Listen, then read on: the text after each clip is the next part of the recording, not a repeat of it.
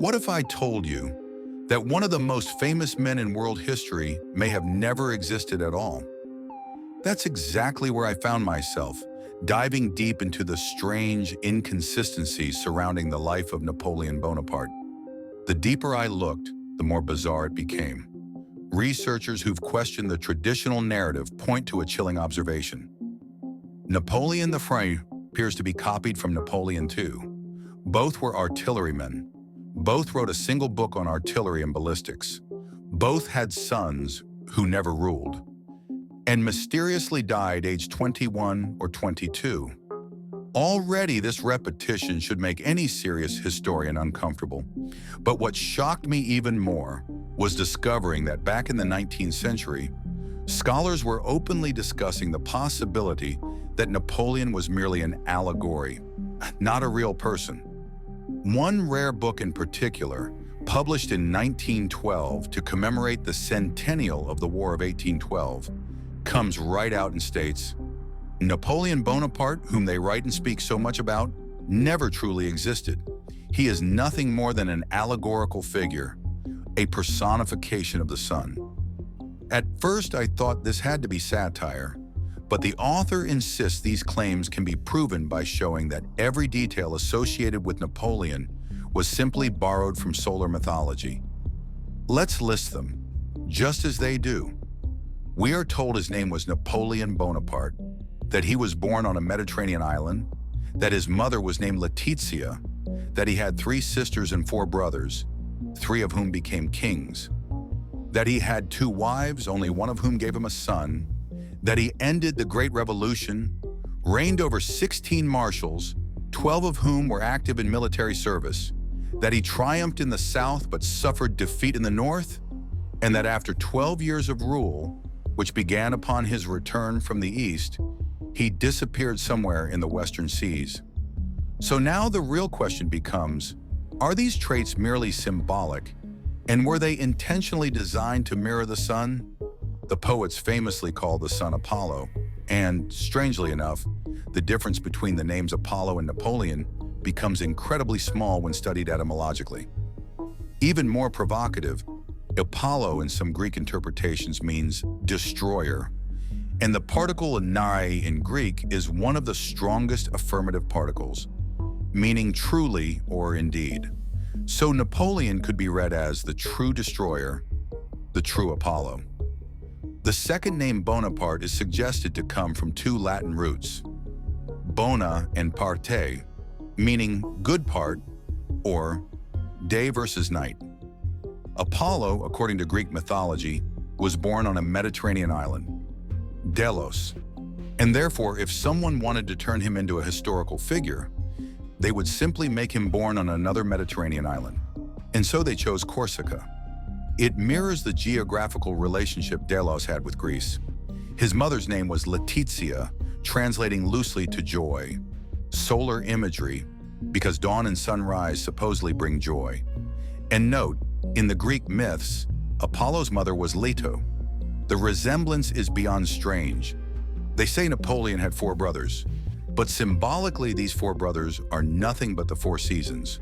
Of the 4, 3 became kings, just like spring, summer, and autumn, rule over flowers, harvests, and fruit, all brought into being by the sun. And just as winter rules nothing, so too supposedly one of his brothers was not a king. Coincidence? He is claimed to have had 2 wives, so does the sun. Allegorically speaking, the Egyptians and Greeks describe the sun as married to the moon and the earth. From the moon he has no children, but from the earth he sires one son, the child Horus, representing the agricultural bounty of spring. So notice, Napoleon's only son, astonishingly, is born on March 20th, the day of the spring equinox, when the sun triggers fresh life in the fields. We are told Napoleon ended the terrible revolution, a monstrous threat called the Hydra. But once again, this simply mirrors Apollo's first heroic deed, conquering the giant serpent Python. In fact, the Latin root revolutus, from which we get revolution, literally means a serpent twisted in upon itself. It is more solar mythology dressed up in military history. Napoleon is said to have ruled over 12 marshals on active duty, commanding armies across the world. The sun controls 12 zodiac signs, its great army of star forces. Napoleon's 12 marshals are allegories for the 12 houses of the zodiac, nothing more. His campaign from south to north mirrors the movement of the sun after the spring equinox, heading northward until it hits the Tropic of Cancer, only to retreat back south.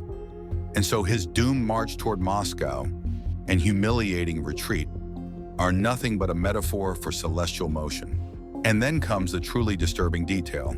Napoleon appeared from the eastern seas after his so-called return from Egypt, only to eventually vanish into the western seas. That is precisely how every ancient poet describes the sun, rising from the eastern oceans, dominating the sky for 12 symbolic hours, so-called 12 years, and then descending into the western waters at dusk. He ruled for one day, the author writes, no more, which leaves us with a terrifying thought. If all the attributes of Napoleon Bonaparte can be traced back to Apollo the sun god, did Napoleon truly exist at all?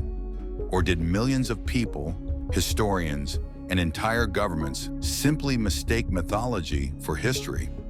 The author hints much more evidence could be brought: royal decrees, contradictory dates, suppressed documents. But he stops short, claiming he has reasons to withhold.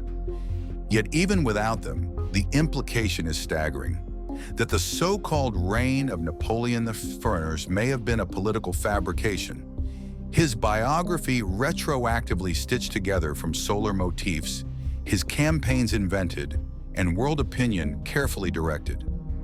If so, the question becomes, why? Was there someone real whose life was later overwritten, made to match the myth? Perhaps adapted from Napoleon II, a real historical figure manipulated into a pre-written template, or replaced entirely in the archives. Which brings me to the final, and perhaps most chilling, clue. Look at his official dates. Born August 15th, 1769, died May 5th, 1821. Now write them strictly in numbers: 15, 817, 69, and 551, 821. Now imagine placing a minus sign in front and entering them as coordinates into any modern map service. Where do they lead? Those coordinates drop you on a tiny rock in the middle of the Atlantic Ocean. St. Helena? The very island where Napoleon allegedly spent his final days in exile. So what are the odds? Are we supposed to believe his very dates decode directly into the location of his death by pure chance? So I leave you with this. Was Napoleon Bonaparte a flesh-and-blood historical titan, or a solar myth repackaged as political reality? Were we taught history, or inducted into a legend? The answer, perhaps, is hiding in plain sight.